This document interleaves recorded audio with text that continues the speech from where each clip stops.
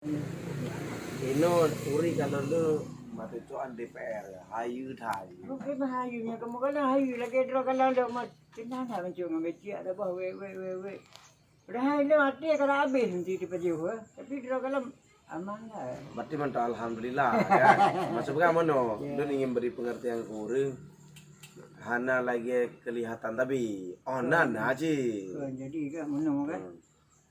Madro kan hidup di rumah rayu tak ada rumah. Kadang-kadang dia balau tu nak bak kudu. Jamu bingung ni. Insyaallah. Bingung ni lagi. Ni rumah orang tua ni. Bek dua ni aku berah nama tak kira gong no. Tak kira jumkam no aku berah ke anak ni dia kan.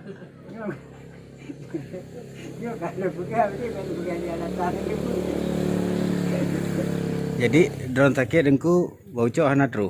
Pusakit? Pusakit? Pusakit raya dengku? Pusakit? Oh sakit muka. Kasih sakit go juga. Cuma kau sakit ego.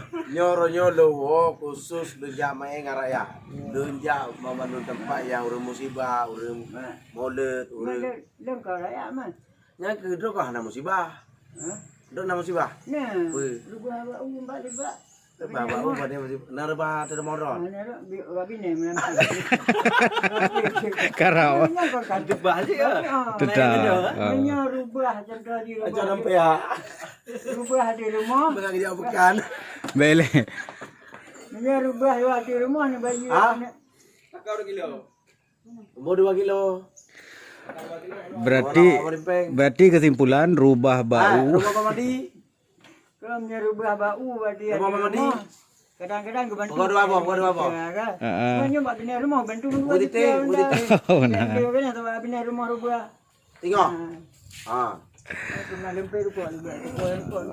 Berarti rubah bau hana kenang rumah. Bro, karena ni hibur lu ya, boy. Ya. Tapi nyo tapi baik tengok rempok jalan topeng anapeng lu.